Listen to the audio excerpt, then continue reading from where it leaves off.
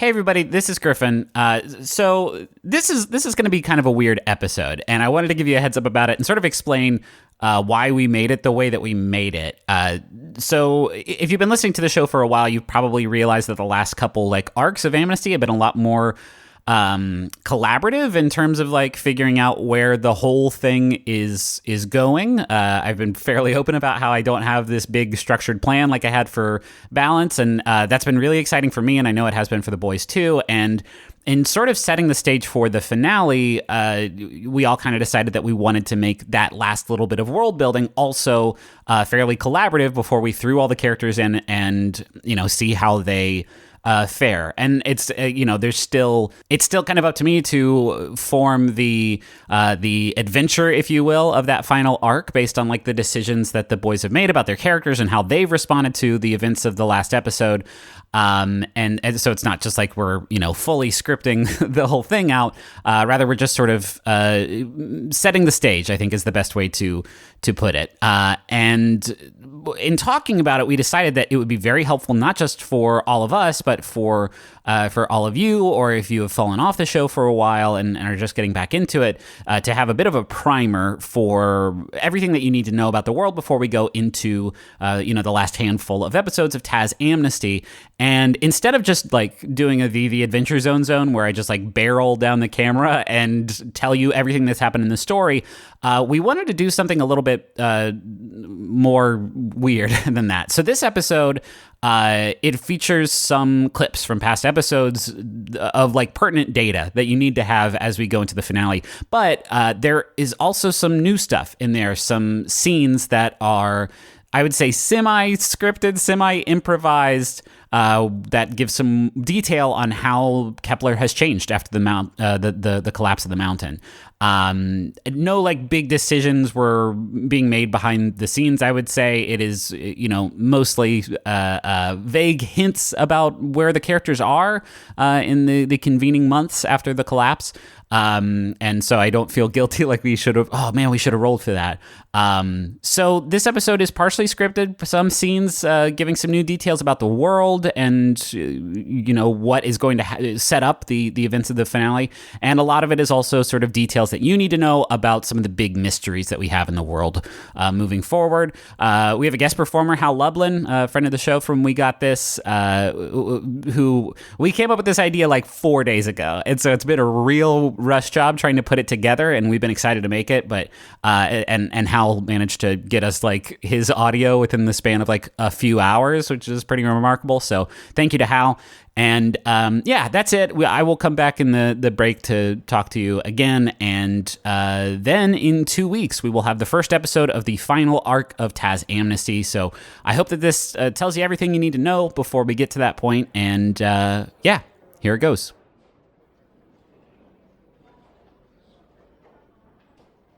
Miss Cobb, brought you coffee. Agent Stern tipped me off. Cream, no sugar, right? Right. Well, I guess I'm talking for the both of us. My name is Agent Haynes. Was transferred down from Central last night.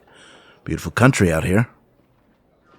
So, your friends call you Mama, but I'm guessing I'm pretty far from being considered a friend, so, Miss Cobb, I know you've been a guest of the Department of Unexplained Phenomena for several weeks now, and I understand you've been somewhat recalcitrant.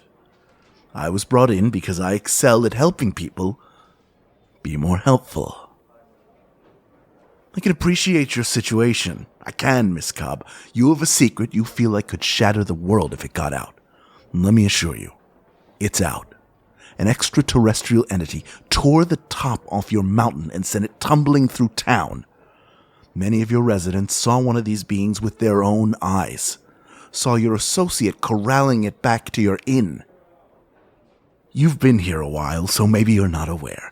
Amnesty Lodge is closed for business. In fact, the whole top side of town is under lock and key. Whatever you're hiding, whatever you know about the Archway, about what happened to Mount Kepler, about the entities you were providing safe haven to, it's only a matter of time before we figure it out. Or you could just tell me, right now.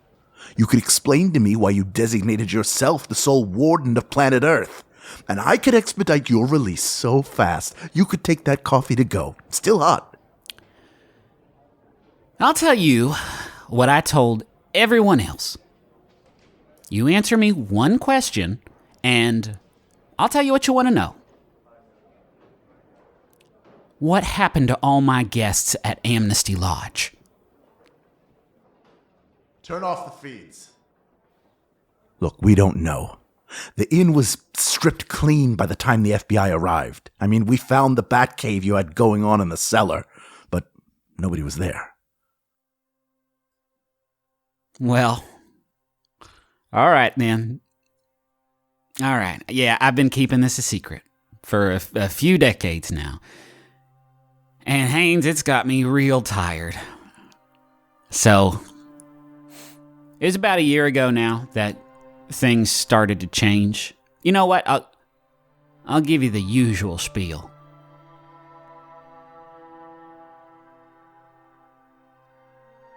There's another world, one that is connected to our own. And that connection, it's popped up in so many places around the world throughout time. And right now, it's here in Kepler. And this other world, Aubrey, it's an incredible place and a dangerous place. And us humans have been crossing over into it for, well, as long as we've been around, I guess. And we've been bringing back stories and folk tales, which, surprise, they're mostly true. But that connection, Aubrey, it ain't a one-way thing. They've been crossing over too. And Mama looks at the guests in this lobby and she nods. And they look kind of nervous for a second, but then one by one they stand up and they start undoing different accessories, some bracelets, necklaces. A couple of them slip off rings that they're wearing, and one by one they transform. And the two guests seated at the chessboard grow in stature and grow these thick layers of fur surrounding them, and suddenly they're just werewolves.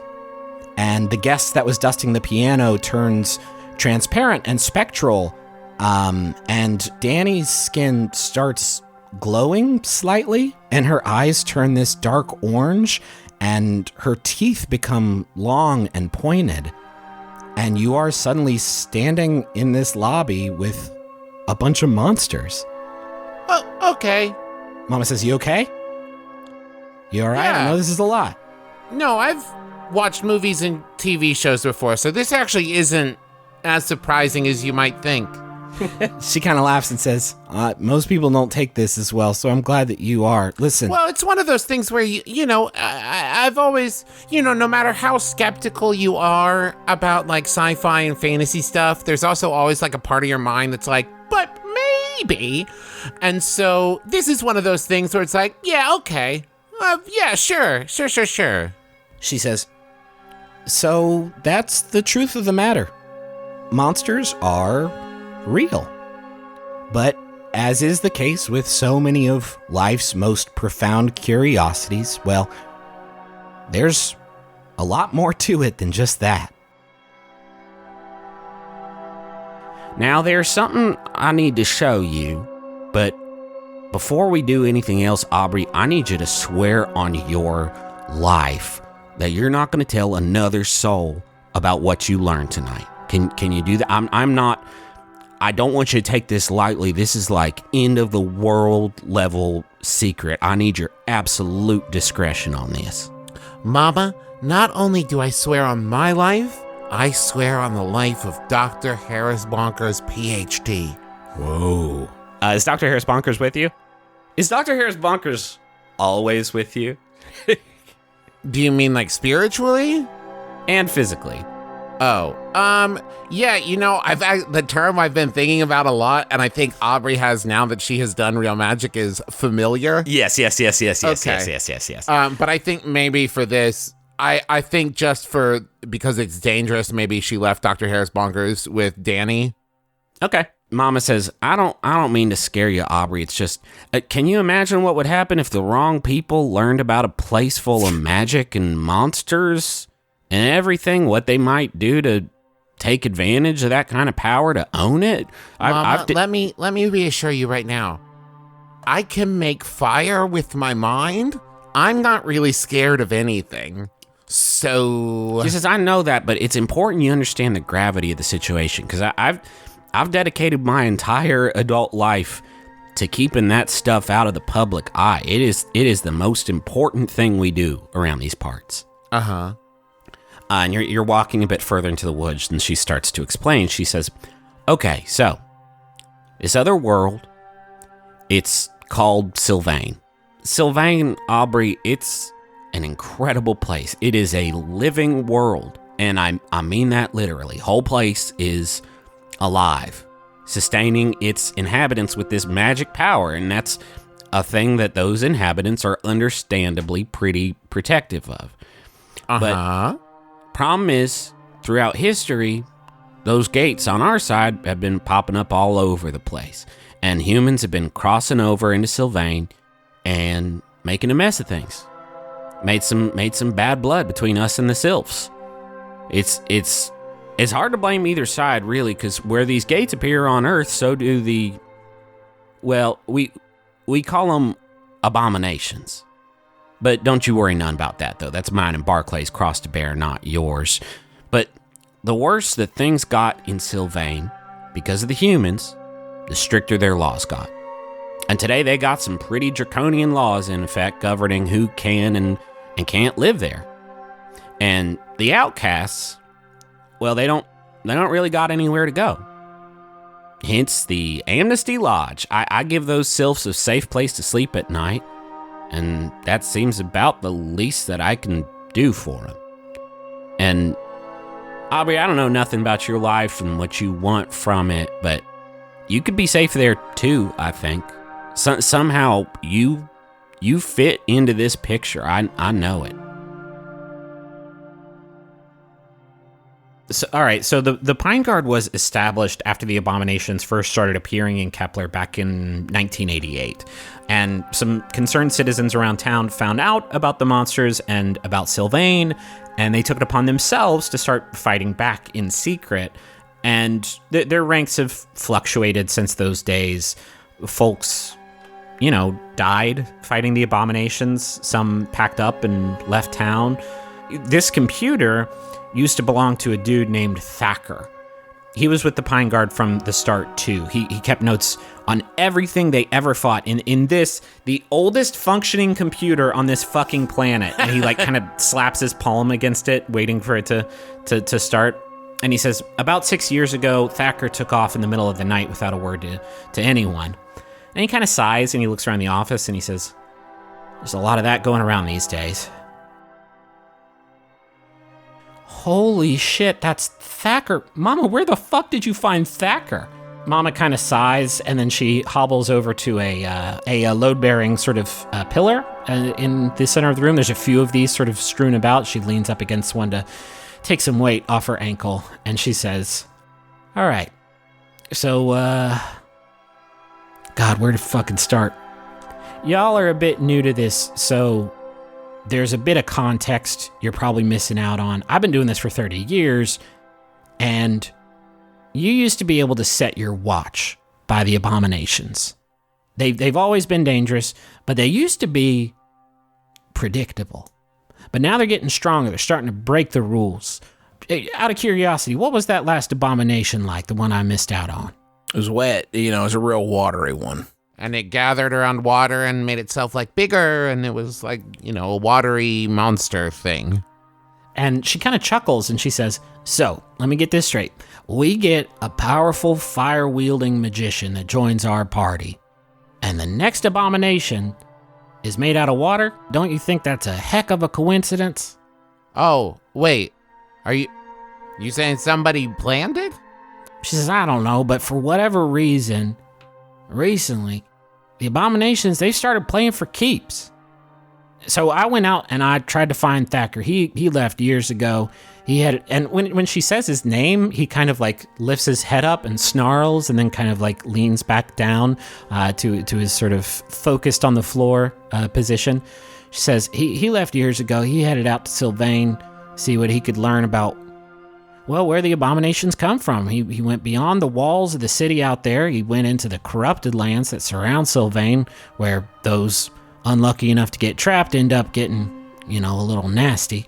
And he studied those folks. He survived out there in the inhospitable wilds all the time looking for source of the abominations. Now, it took me a long time to find him, and when I did, he was like this.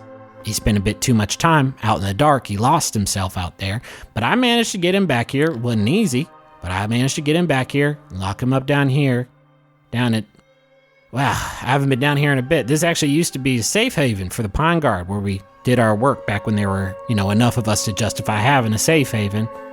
Anyway, he's not especially talkative, as you can see, but as was his charge here with the Pine Guard, he kept records of his studies in his journals. He didn't find anything. She holds up one of his journals and says, he found, some feral sylphs, sure, but nothing like the abominations we've faced in the past. No, cracks in the fabric of reality that these things keep slipping through. He looked for years, y'all, and he found Dick. And who is Dick? The plot thickens. No, he found nothing. He didn't find anything. And what y'all gotta understand, something that I've been realizing over the last couple years of hunting monsters to protect this town is we fight the abominations to protect Kepler. Because someone's got to do it. But one day, we're gonna face something stronger and craftier than we are, and we're gonna lose. Or maybe we won't. Maybe we're gonna slay every damn thing that comes through that gate until we get old and until we lose our edge, until someone maybe gets wise about the portal who, crosses over and starts a war with Sylvain. Or until the gate shuts down and opens up somewhere else on Earth, turns into somebody else's problem. It's starting to feel a bit like a futile effort, so I headed out into the wilds of Sylvain to try and find somebody that I hope might have an answer, but once again, we've come up empty. She sets the book down, and she turns towards you all, and she looks, she doesn't look as sprightly as she usually does. She looks pretty tired. She says, the Pine Guard's work is hard, and it's necessary, but really it's just a stall. Unless we can figure out where the abominations are coming from, one day the monsters are going to win.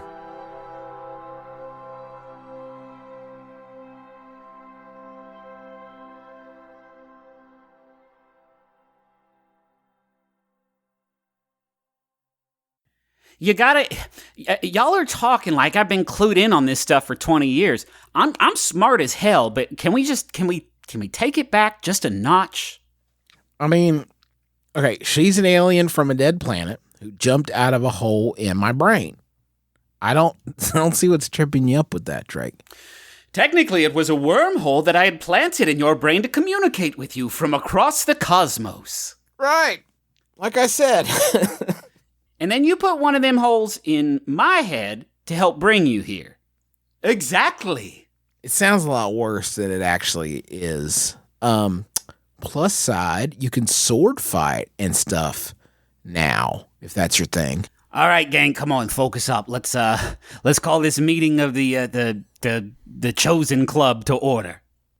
Minerva, you were on patrol last night. You see anything out of the ordinary? I saw a blade-wielding hovercraft approaching the mountaintop, Doc Newton. Leo later informed me it was merely a helicopter and no cause for concern. Yeah, close enough. All right, Minerva, anyone spot you? How's Operation, blend in with Earth Society going? Remarkably well, Doc Newton. Listen, tonight I will eat a pizza and watch The Voice. Well, I'm sold. Drake, it's your turn to take the Sylvans up to H2O. That was fun to top off. Do you know how to get around the roadblock? I do, though I still need someone to explain why we're risking our necks so some folks can go out and have some fun in the sun. It's a long story. Leo, what's the word from Sheriff Owens? Yeah, some more FBI folks rolled into town last night, but otherwise, all's quiet on the Western Front there, Doc. Well, let's not get used to it. Full moon's in a week. If things stay on schedule, something's heading our way. Indeed, Doc Newton. My dreams have been troubled as of late. The visions have yet to come into focus, but I am certain retaliation is on its way. The hour of our shared destiny is nearly at hand. What destiny, though? Can y'all just stop with the cryptic shit? Like, what are we doing? Duck Newton? Sure. No problem. You see everything around the base of this beam just getting sucked up into it. Trees and cars and houses and the earth itself all traveling up to beam to be destroyed by this massive ball of fire in the sky. And as you gaze upon this scene, the gravitational pull of the beam gets stronger, pulling in more and more of the earth until your house starts coming apart and you feel yourself flying upward into this beam, into the sun. And then you wake up in your bed again. And standing at the foot of your bed, watching over you intently, is a humanoid shape made out of faint, translucent light, and a voice comes from it and says, "I apologize for the rude awakening, Duck Newton. If you must take a moment to collect yourself before speaking, I completely understand." What the fuck?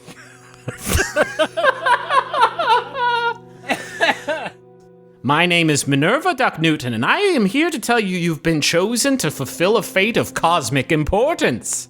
All right, first off, who the hell are you? I know you're not a friend of my mom because you're calling me Duck, and I know she hates that. So that's you're not a friend of my mom. Who are you? Who sent you? Is this okay. This is computers. I've been hearing people talk about that at the AV club. They're saying a lot of stuff about computers and all the stuff they can do. You're computers, aren't you? I am not computers, Duck Newton. I come from a faraway place. You're not ready quite yet to understand that, but you must understand, Duck Newton, and this will be difficult news to hear. Your world is imperiled, Duck Newton. It is besieged by a supernatural threat that would spell certain doom for not just your planet, but for 2 planets that have found themselves linked by destiny itself. Even now, horrific abominations march on your world, threatening to destroy the lives of your neighbors, friends, and loved ones without hesitation or remorse. The forces your world have assembled to defend itself will prove insufficient to see to this threat. You have been called, Duck Newton, to do what they cannot. Yeah, I got class tomorrow, though. You have been chosen, Duck, and that is a decision that cannot be reversed. I would ask of you this: take up the blade, take up your fated instrument, and if you do not feel the call to pursue your destiny, I shall take my leave until you have grown to accept the tasks appointed to you. Well, I am, of course, honored. I mean, I'll keep the sword. That seems pretty kick-ass, but I don't know what I'm supposed to... you want me to go kill the rest of the McLeod clan? Then I'll be the only one. Remember, like, there can only be one of us? Have you seen that movie? There could be only one? I mean, you know I have not seen any of your I haven't seen it either. It's like a sword guy. I don't know. It seemed kind of dumb to me, but I'll keep the sword. Hell yeah! I pick it up. Okay. Look at me. So. How does it feel? Pretty kick ass. Yeah. I mean, I'm not gonna go like stab Dracula or whatever the fuck, but it's all right. But you could. You have the power to stab. You said Dracula? Minerva, instruct this beef boy to unhand me, please. How does Duck feel about that? He's shocked, drops it on the ground, like, what the fuck? Oh, excellent. Another skilled combatant. Duck Newton, the moment of your destiny has arrived. And there, standing before you, is a presence. And it's a presence you first saw some number of years ago, and that's something that we're going to have to figure out together. She, like you saw so many years ago, she has no real features that you can make out. She's just sort of this outline of a person made of this faint blue light. All right. And I turn heel and start walking away. Doc Newton, wait! I must know if you've been training your body to achieve and maintain peak physical capabilities, Doc Newton. Well, you know what? I did try that CrossFit. Darren opened up one of the CrossFit places. They do bait during the day, and then during the evenings they got CrossFit. Bait and CrossFit. And I tried it. I'll be honest. And did you master this martial art of CrossFit, Doc Newton? Well, the first class was free, but honestly, the way my schedule is sometimes, I didn't think I'd be able to dedicate as much time as it required to really make the membership pay off. You know how it goes. I looked at that thing last night. You don't understand. You've been dealing with this a long time. I looked at that thing. It wanted to kill me. It could have killed me if I'd given it half a chance. And maybe you all are itching to throw yourselves into the fire from the proverbial frying pan, but I'm not. I want to keep living. I got a boat to finish. I got a cat to feed. This isn't me. She says, I think you're selling yourself short there, Duck. I mean, hell, do you think most folks could have faced off against this thing last night and lived to tell the tale about it?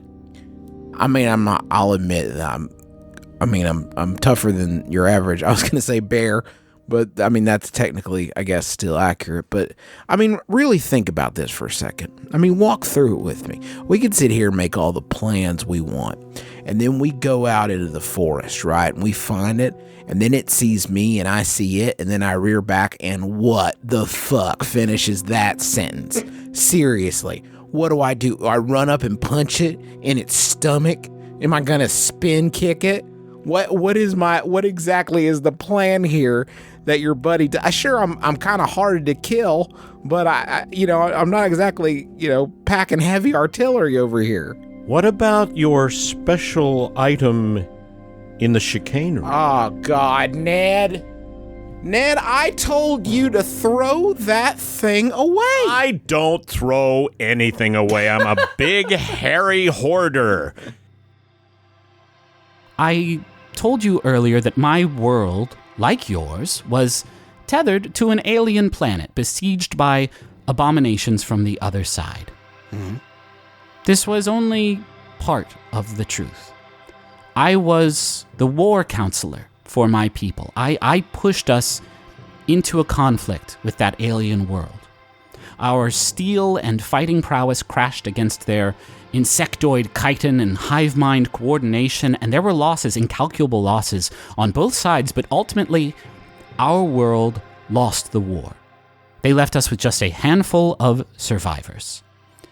And so I forced the last great minds of our civilization to create a weapon that could defeat our foe for good, a disease. Lethal to our enemy, innocuous to ourselves. I delivered the payload myself, Doc Newton, and I watched as every living being on that planet. I'm the only survivor of both worlds now, and so I sought out the reason for our shared fate, and in doing so found Earth and Sylvain. And you, like other chosen before you, were selected to keep your people safe. That is just part of your destiny, Doc. Your true destiny is to not follow in my footsteps. I told you this now because my concerns about losing your trust, of damaging our relationship, in a few moments, it's not going to matter anymore. Your power, Duck Newton, it stems from your connection with me and my world. That includes your power of foresight. Surely you saw it, Duck, what you saw in your vision, the meteor. Yeah. It was never coming to Earth. It was coming for me. My world was prepared once for this contingency. I will go to ground and try, as I always have, to survive, but the mechanism through which I am able to speak with you, it will be annihilated. She crosses one of her arms across her chest and gives you a bow, a deep bow, and then she stands up and takes one last look at you and pivots to the side one more time, and she says, "It's time to stop hiding. You need to finish what I started. Go to him." Go to who? And she turns back to you and she says, "Duck Newton, my pupil, my friend, I was not talking to you." And she disappears. And then there's a knock at the door to your apartment. Leo Terkesian, your neighbor and friendly local grocer, clears his throat and says, "So, we should probably talk." I was also chosen there for a bit until you were chosen. Before the gate opened up in the woods here in Kepler, there was one up in Manhattan. Old 91st Street station has been shut down for like half a century or something. Gate opened there, monsters started to come out. Minerva showed up in my dreams, like I'm sure she did for you. Popped up in that weird like spectral form. I thought she was like a Slimer or something. Yeah. Was that your first inclination? Well, I've never had anybody to talk to about this, but I thought it was a Slimer. I thought I was high. Because I was in high school and I thought I was high. Well, anyway, she taught me the ropes. She, gave me the powers, and I, protected New York City from otherworldly threats there for like 19 years or something. And, got older. My body stopped being quite as sprightly, and then my gate disappeared. And next thing I know, Minerva told me that she's chosen someone new, and my shift was over, so I had to get to Kepler, where the gate was now, and deliver the new chosen one a blade. Keep watch over him as he learns the craft. So that's what I've been doing. Her people, I don't know how much she told you about her people. They got some sort of psychic thing where they can like share their combat prowess with whomever they choose, as long as they get like a line of communication open with them. And I guess it's gone now. For you and me, Duck, that line of communication. And this next part, it's going to sound a lot scarier than it actually is. So, batten down the hatches. Minerva was talking to us through like a wormhole, Duck, that we, a little, barely there, even little wormhole that was sort of inside our brains. Mm-hmm. I guess now that she's gone, the phone line's been disconnected. Please try later, And then just beyond the perimeter fence around the Green Bank telescope, we see Dr. Sarah Drake watching all of these events unfold. And then she feels this terrible pain in her head, just this splitting headache that just lasts for like a flash. But it's enough to just reel her over. She falls to one knee and hangs onto the fence to regain her balance and pick herself back up. And as she picks herself back up, her face is illuminated with this soft blue light. And then we hear a voice speaking to her. "Hello, Earth scientist. I need to borrow your corporeal hands for a minute." Duck Newton? This is going to hurt a whole bunch. Are you ready? Yeah. Your sight vanishes just instantly as this flash of pain just splits your mind into, and you feel this feeling like growing and buzzing now and moving. This pain is moving. It's stretching outward, out from your forehead. And then, just like that, it is gone. And your vision returns, and you see hovering just in front of you a small hole that is floating in the sky. And this four-armed being looks at it like curiously, its head like cocks to the side, and then it sort of takes a step backward into the antenna with clear alarm.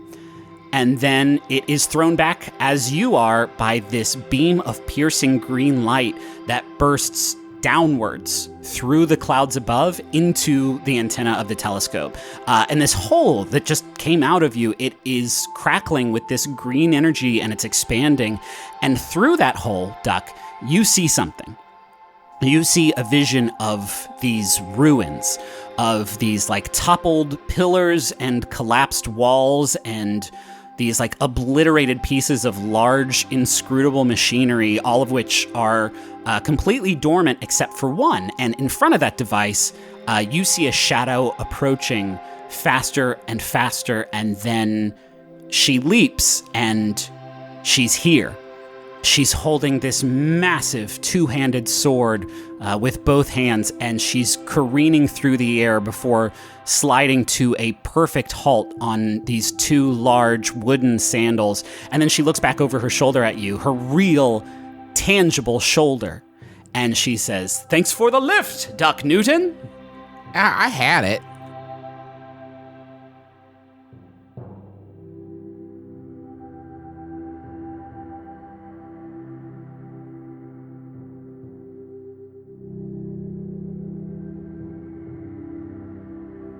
Hey everybody, thanks for listening to the Adventure Zone episode 29 of our Amnesty arc, getting ready for the finale. Before we get you there though, before we get you to the rest of the episode, you have to cross the bridge of sponsorships. Our first sponsor this week is Squarespace. Squarespace is, get this, it's a freaking website that you use to make websites. And that makes me scared for the future because then soon it'll all be websites. But I mean, if you're going to do that, you should probably do it with Squarespace because they let you turn your cool idea into a new website like it's not even anything, no problem at all. They let you showcase your work or do whatever the heck you want. They got beautiful customizable templates created by world-class designers. They've got powerful e-commerce functionality that lets you sell whatever you want online. They have a new way to buy domains and choose from over 200 different extensions. They've got analytics and built-in search engine optimization that helps you grow in real time. And they have 24/7 award-winning customer support. It's really slick, really easy. We've used it to make a whole bunch of websites. We don't know anything about making websites, and Squarespace still allowed us to do that. So it's a very nice little operation they got going. Go check out squarespace.com/adventure for a free trial. And when you're ready to launch, use the offer code ADVENTURE and you're going to save 10% off your first purchase of a website or domain. I also want to tell you about Blue Apron. Blue Apron's great. We are big advocates for them. They will send you a box. The box is going to have just everything you need to make a delicious home-cooked meal. And you know what? Have fun doing it. You can learn new techniques. You can learn so much doing Blue Apron because this box is going to have recipes. It's going to have fresh, seasonal ingredients, and it just helps you make cooking at home a sustainable part of your weekly routine. It makes it just super easy to cook a delicious, wholesome meal instead of, relying on takeout. Their menu is carefully designed and tested by test kitchen chefs. They have unique specialty ingredients to bring chef-quality recipes to your dinner table. You get to pick what recipes they send you. They cater to, a bunch of different diet types. I am genuinely a big fan of Blue Apron. I would not be this effusive if I actually wasn't. So to start making delicious, brag-worthy meals at home without the hassle, try Blue Apron. Check out this week's menu and get $60 off when you visit blueapron.com/adventure. That's blueapron.com/adventure. Blue Apron, a better way to cook. Thank you to everybody who's been tweeting about the show using the ZoneCast hashtag. I think we're probably done with new characters for this season of of the Adventure Zone, but boy, I sure do appreciate it still if you spread the word. It really means a lot, especially as we move toward the finale of Amnesty. Thank you to MaximumFun.org for having us on the network. You can go to MaximumFun.org, check out all the great shows they have there. Shows like Story Break and Friendly Fire and Stop Podcasting Yourself and Can I Pet Your Dog and a bunch more at MaximumFun.org. And we have a bunch of stuff at McElroy.family, which is our website for all of our shit. We have all of our podcasts, new episodes, news, new merch. We got some new merch up on there, and tour announcements. Speaking of which, we have just added 2 new The Adventure Zone shows to our Become the Monster tour, and tickets for these are going to go on sale tomorrow, Friday, June 14th at noon, local time to where the venues are. And the venues are at San Diego. We're going to be playing there during Comic-Con on July 20th. I believe at the Balboa, and then on September 25th, we're going to be doing a performance of the Adventure Zone in Washington, D.C. We basically just added a Taz show on the day before our Mabim Bam show in D.C. So that is July 20th, San Diego, September 25th, Washington, D.C. Both Adventure Zone shows, both tickets go on sale tomorrow, June 14th, Friday, June 14th at noon, local to the venues. You can go to bit.ly/become the monster for tickets and information about those shows. And I think that's it. I hope this episode's not weirding you out too much. And we will be back with the next episode of Taz Amnesty in 2 weeks. And that is going to be on, let me run the numbers on that real quick, the 27th of June. So we'll talk to you then. Bye.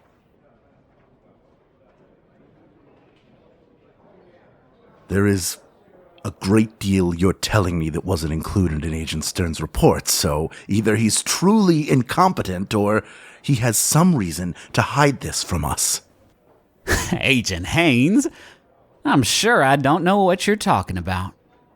Then maybe you can illuminate me about something else. The collapse of Mount Kepler wasn't the only supernatural activity in the area that day. The Green Bank telescope also came under attack from an inhuman being. Conveniently, the security footage from that day has gone missing, but a security guard stationed there described the being as a gross ball of flesh, which eventually disintegrated to reveal a four-armed angel made of light. This being came and tried to escape through holes that just opened up out of nowhere. Sounds fantastical, but so does the peak of a mountain being ripped from its base, so I'm willing to entertain any theories you might have about these beings. You know, I've killed me a lot of abominations these past 30 years or so, Agent Haynes. And I'm sure, with the full weight of the United States government behind you, you could take down a lot more. But these light people, I suspect they're a little bit above your pay grade. Something has it out for Kepler's outdoor activity centers. You hear about what happened to H2O? I got a theory, though. Don't nobody else want to hear it. I wonder if you might want to hear it. Oh, of course, yes. I live on theory. Well, it's aliens. Yeah, they're back here, back in Kepler. I had a little run-in with them myself. It was Tuesday night, November 15th, 1988. I was out walking my dog, Braxton. Got sucked up in this wormhole dealie. All these little ephemeral beings started investigating me. I told them, drop me right back down or else I was going to get my 12 gauge and fill their whole ass full of buckshot. And that must have scared them something fierce because they complied, drop me right back off. Ain't never seen hide nor hair of them since. Now, because I guess they're back tearing up our water parks, guess they need a reminder. So you keep a lookout and come tell old Eugene if you see anything otherworldly out there. Eugene, you know what is amazing to me? What's that, Ned? That a 50-plus-year-old man can make a living tending bar in a ski resort. How do you do that? That's for me to know and for you to find out. And I'm not really that interested. I just was trying to make conversation. All right. What you see floating in this water as you are descending down to the ground is what appears to be a humanoid being made out of white light, about your size, with 2 legs and 4 arms and a domed head, all made out of this gentle white light. And you actually see 2 small black eyes appear on its face and meet your gaze, and you instantly know that this being, whatever it is, it means you no harm. And then finally the mountain disintegrates completely, and now you and this figure are just standing on the ground right outside of the pool, and you see this figure sort of look at its arms one by one, just sort of examining its body. And as it does so, the light from one of its arms starts to break apart, just sort of disintegrating and floating away in the air. And in its last moments, this white humanoid shape, it looks back up in your direction, Ned, and then it slowly and cautiously nods, and then it evaporates completely in a cloud of soft white particles of light, drifting upward and winking out of view one by one. One by one, these 3 humanoid beings made out of this light just look at all of you and just solemnly bow, and very, very quickly after that, they all disintegrate into these just little beads of white light that float up and off into the distance.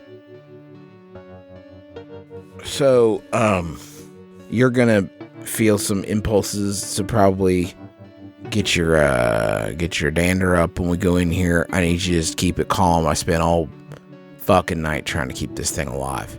And then I open the door to it. Oh. Yeah. A goat.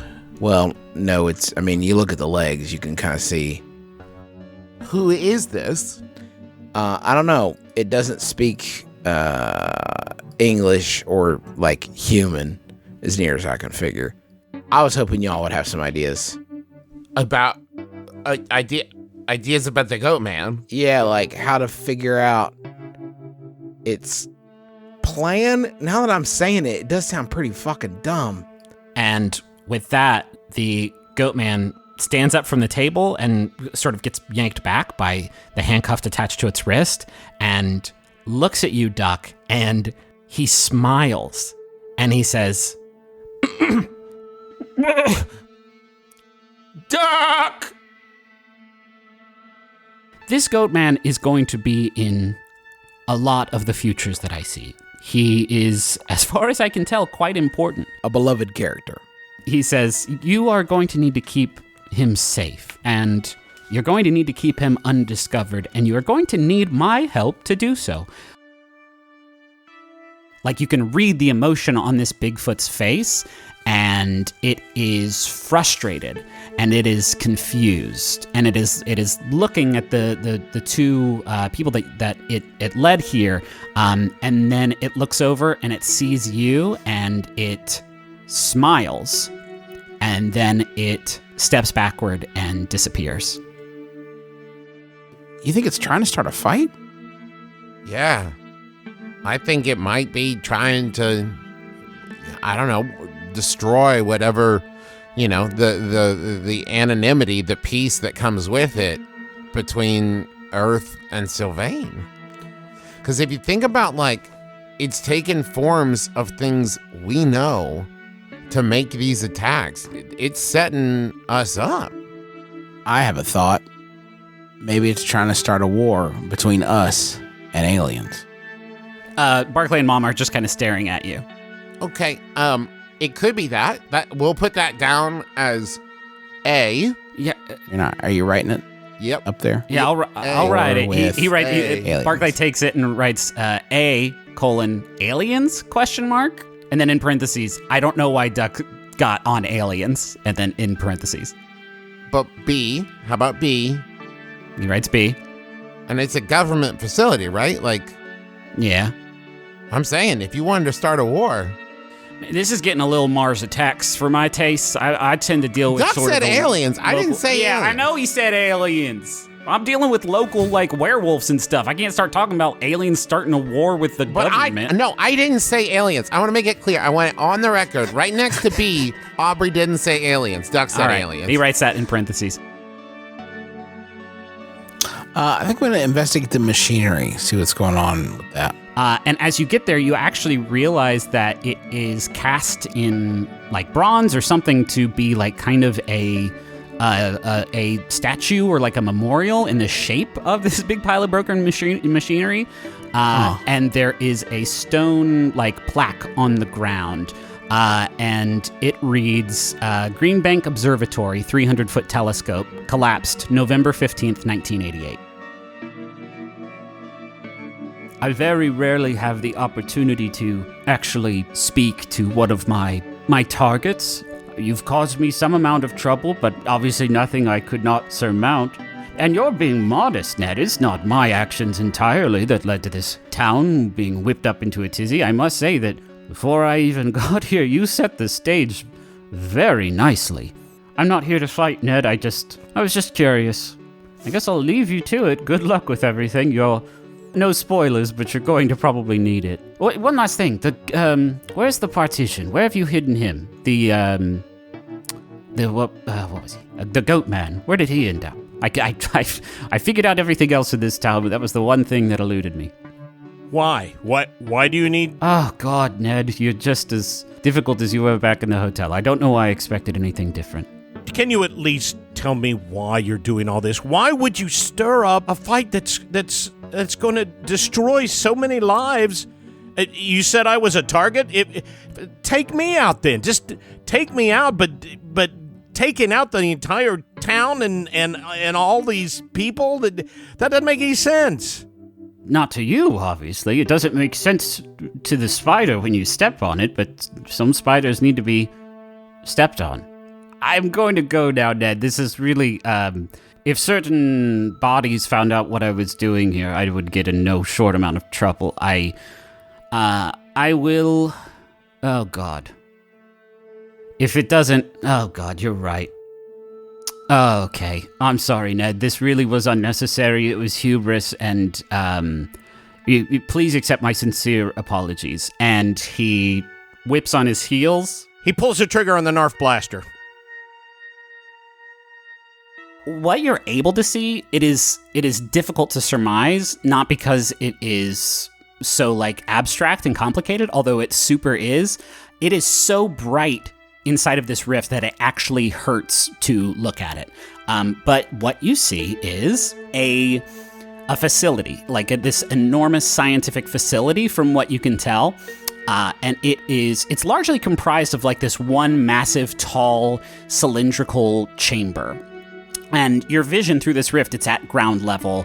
And at the center of the chamber, you see this shallow dome of light that is super wide. It's several dozen feet in circumference. And from it, actually, even from the distance that you are at from it, you hear the same kind of like digitized buzzing language that this four-armed being appears to speak when you have heard it and it is shouted out in pain. And this dome is flanked by these rows of massive computers, and they're just roaring. You feel a tremendous amount of heat coming out of this chamber. But the displays on these computers have grown like dark green and dusty with disuse. And the other thing that you see is around the back wall of this chamber are these large cylindrical pods. And most of them are completely empty, but a few of them have figures floating in them. And from your position, you can kind of only see silhouettes, but while you can't surmise what they are, their silhouettes look unnatural. And in one of the pods, you actually see this mist coming out of these needles that are emerging from everywhere, and this mist is like stitching itself together to create one of these silhouettes.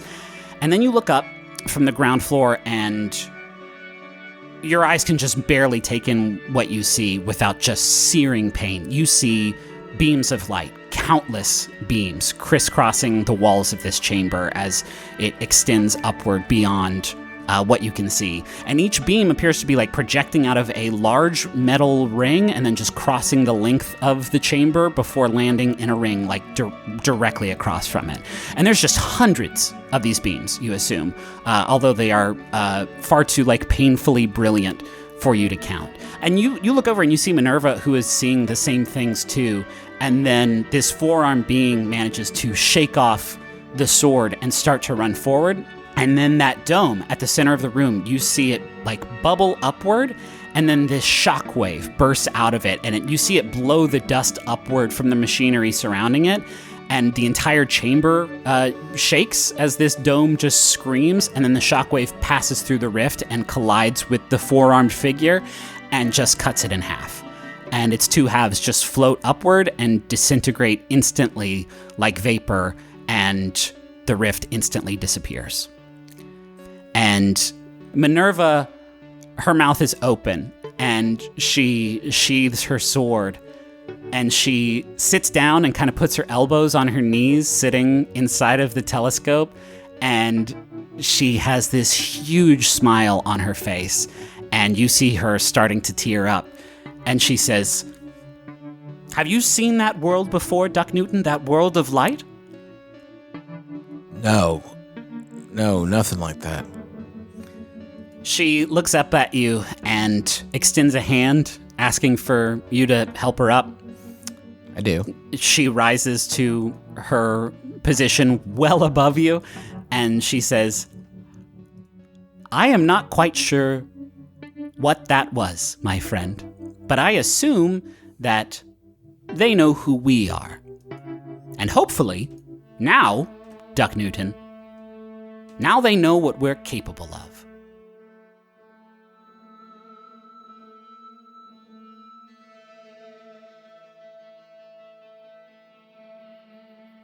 All right, we got a few days before we got to move. With a little luck, we'll have everything we need to roll by tomorrow morning. So tell me, and be completely honest, are the Hornets ready for this? We're ready, Aubrey. You say the word and we'll assemble right here at the Cryptonomica. If I see a single gun, it's over. Do you understand? We know, Aubrey. Fuck you, Keith. I'm sorry, old habits. Aubrey, it's time. Okay, I'll be in touch soon. Stay safe. Barclay, watch the door. Okay, is this gonna work? Hell if I know. They seem determined. Overeager, even? Well, can you blame them? I suppose not. Though I worry you may share the same impulse, Aubrey. Your powers have waned since the collapse. We've been cut off from Sylvain for nearly 2 months now. Are you certain you're up for this? If there's a chance we can save him, then yeah, Janelle, I'm up for this. Okay. I'm in no position to impede you, Aubrey. Let's begin.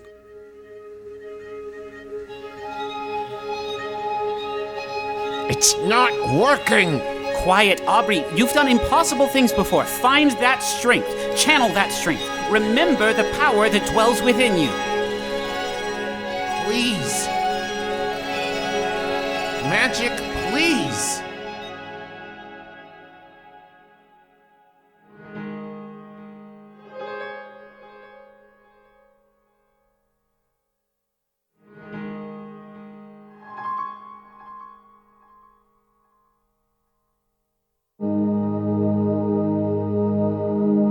Okay, I have something for you, something to keep us, in your heart even when you're away. And she unclasps the necklace that she's wearing, and a beam of moonlight catches it perfectly, refracting red light back up onto your face. And she says, "We have lots of jewelry in this house, Aubrey, but no piece is as precious to me as this. My mother gave it to me when I left home, as did her mother before her, and her mother before her for generations. It's kept our family safe through unspeakable hardships. Some of your more imaginative ancestors gave it a name, Flame Bright." And she scratches her neck and she says, "I haven't taken this thing off for nearly 25 years, Aubrey. A doctor tried to remove it when I was in labor with you, and I bit him. I bit him good." I was pretty doped up at the time, but I like to think I knew what I was doing. I was keeping it safe because one day I knew I would be giving it to my daughter on a very important night to remind her that she is and always will be loved. And then we see a car, an Imperial Crown coupe, pull up just in front of your house with its lights off, with 2 figures silhouetted from within. And you see the flame bright pendant, and it's got this just enormous glowing orange-red gem inside of it. And you see actually a few inches of silver chain that have just been plucked from it and are sitting on the pad nearby. Who grabs that? God. You know what? My temptation to retrofit things, Yeah. but I don't want to. No, Okay. Ned would grab it. Okay. I think he would mull it over for a minute or two and look at it. And then he'd stuff it in his bag. Your back is turned, but you don't see this young woman's body as it levitates up to a standing position, and her hair is, I think you turn around because you see Boyd just awestruck by something, and her hair is sort of just waving as if caught in a sharp wind that doesn't exist in this room, and her eyes are just these bright orange lights, and then you see her point up at Boyd in the art room, and she grips her hand into a fist, and then there is a bright flash of light. You touch your finger to the back of the card, and what did you intend for it to happen? The card, flash paper goes up. It actually kind of explodes in a big burst of flame. Okay, with that in mind, I think Randy sees that this fire is actually pretty big and scary, so he kind of drops the card and jumps off the stage. And Dr. Harris Bonkers also jumps out of the way. But this explosion, you've done this trick hundreds, thousands of times. This is not intended. The burst of flame is actually enormous. So I I can magic is real. She says, yeah, Aubrey, what you did up there tonight was real, actual magic. So I guess that's the first big thing. Magic is real because there's a place that magic comes from. Do you want to know where this magic comes from? Yes. What does it feel like when you conjure the phenomena that you conjure? I mean, it's hard to describe, but I can't think like I would like to make fire now, but it's there when it's the right reaction to have. Does this make any sense? She stands up from her desk and walks over to this pot and small ceramic cup, and she pours you a cup of tea and walks over to you and hands it to you. And this is already way more warmth than Janelle has ever shown you. And she says, "It is a reflex." Yeah, like that. That is not how it is for me at all, but that is what is so fascinating about you, Aubrey. And I know that it must be frustrating, your mistakes that you have made with your magic, but these kinds of mistakes are to be expected. Obviously, yours have been maybe a bit more destructive than most, but your magic doesn't work the same way as everybody else's. She pulls out she can see you getting frustrated, and she says, let's start with brass tacks. And she gestures to this parchment, and you see a map of the planet Sylvain. And there are these lines that like crisscross the entirety of the map, almost like parallels and meridians on an Earth map, but they all connect in the middle. Not in like the middle of the depicted surface of the planet, but like in the center of the planet. And she says, "I cannot take your power away because it is not yours. It is the planet's. Every planet, Aubrey, ours, yours, all the planets in the sky are living beings. And I don't mean that in a new age kind of way. I mean that quite literally. It is a living, sentient being. We named ours Sylvain. You named yours Earth. They likely have names far more ancient than those, but we need to call them something.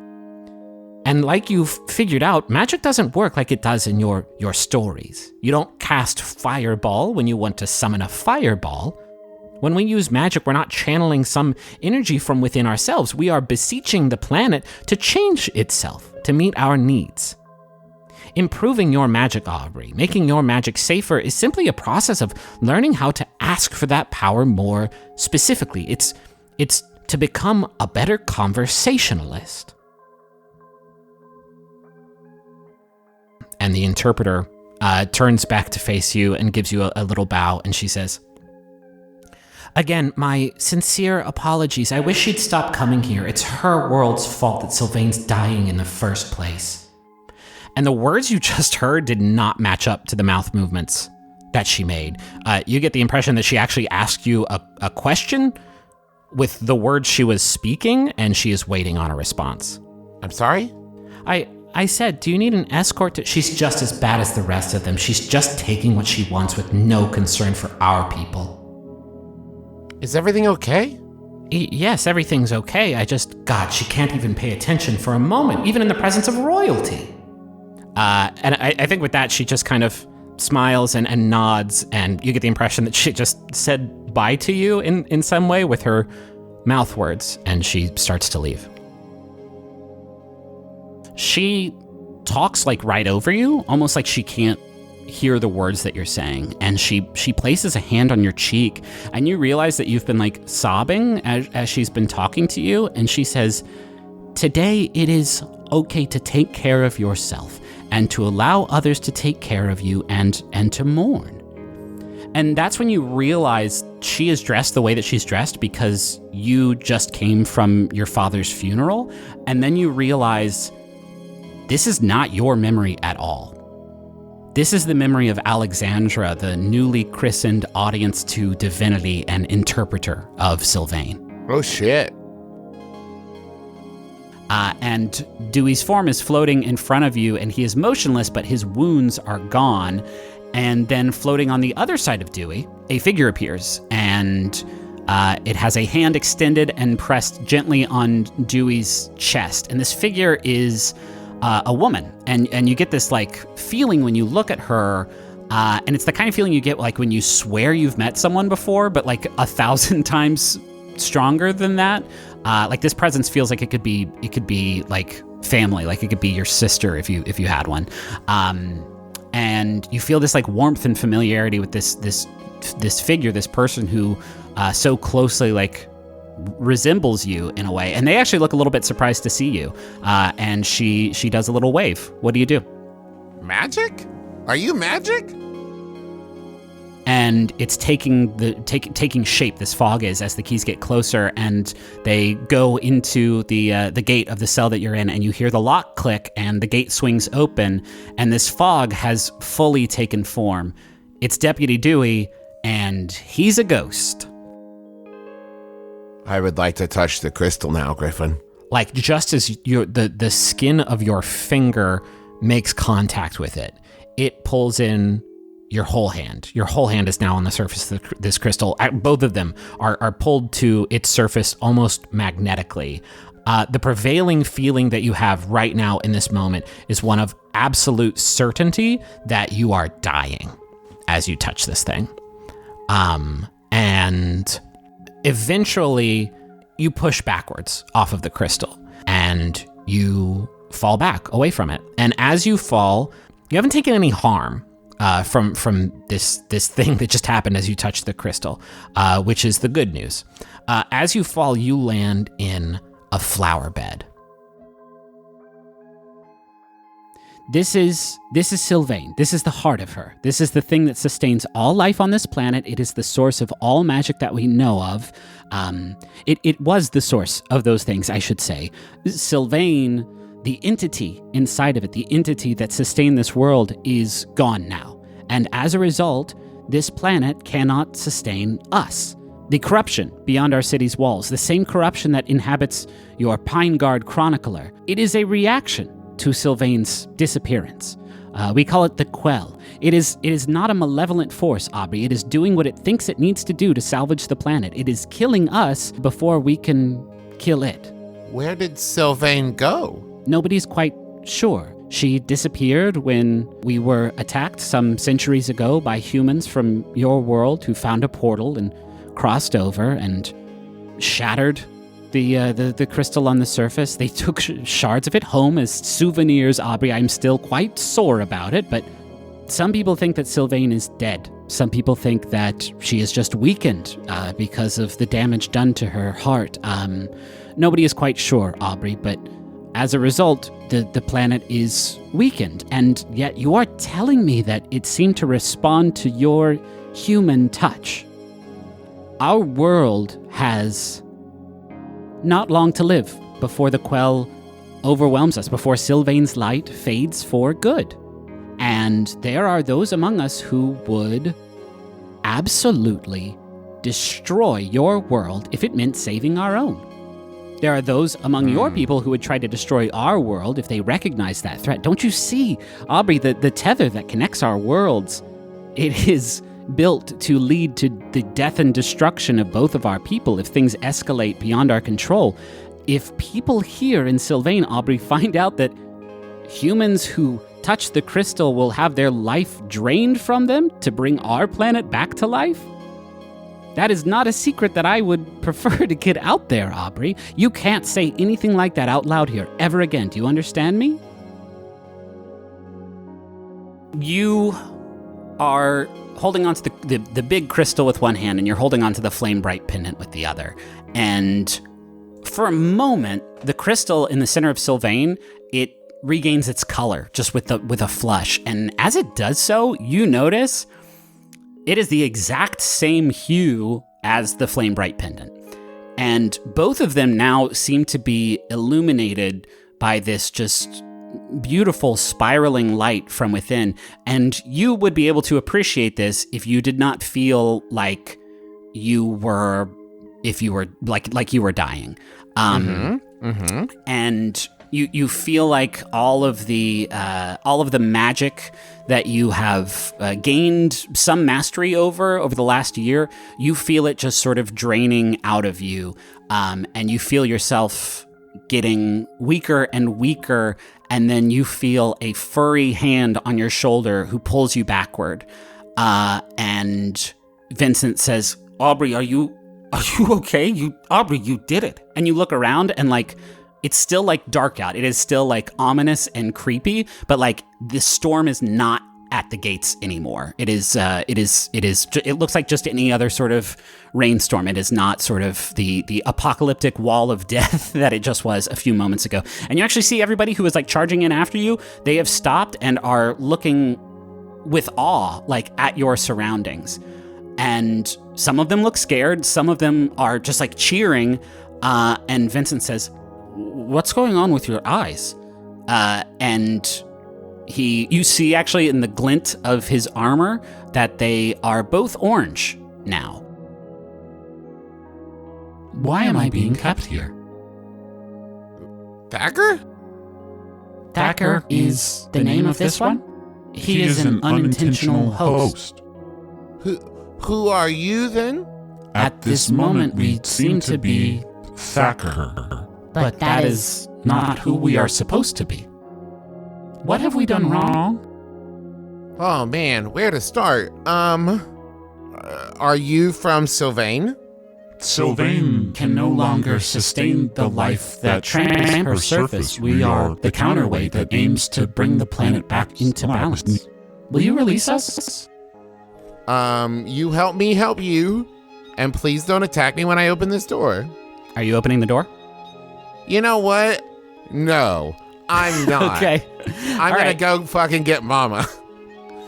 Okay, you turn to walk away, and you hear this voice say, Please release us. Sylvain has become all. "Those living on her surface would seek to shatter her body entirely in pursuit of their own survival. Please release us. By impeding us, you hasten the arrival of Sylvain's end."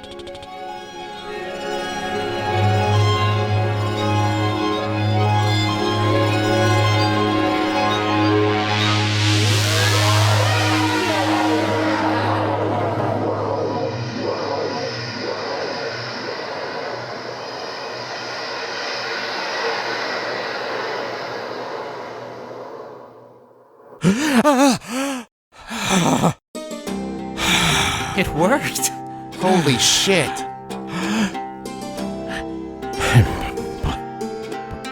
Barclay? Where am I? You're home, Thacker. Now let's get you up to speed.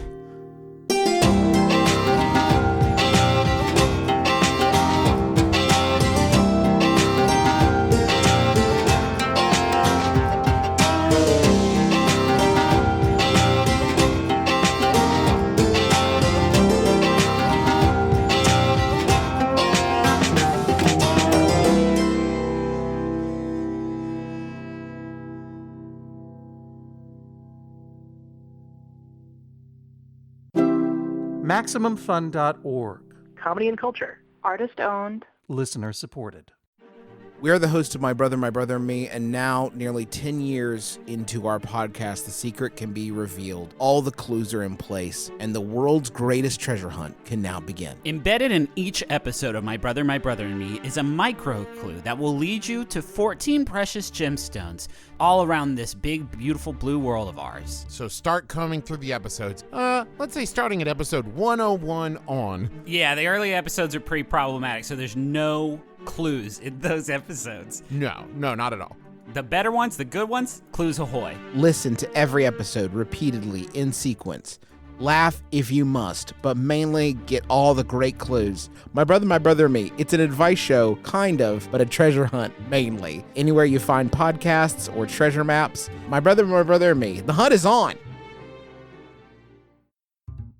Well, Alexis, we got big news. Uh-oh. Season 1, done. It's over. Season 2, coming coming at you hot. 3 years after our season 1. Technically almost 4 years. All right. And now, listen, here at Can I Pet Your Dog, the Smash Hit podcast, our seasons run for 3.5 years. And then in season 2, we come at you with new, hot co-hosts named you. Hi, I'm Alexis. And we also have Field Trip. Dog tech. Yeah, dog news. Dog news. Celebrity guests. Oh, big shots. Will not let them talk about their resume. Nope, only the dogs. Only the dogs. I mean, if ever you were going to get into Can I Pet Your Dog, now's the time. Get in here Every Tuesday at MaximumFun.org.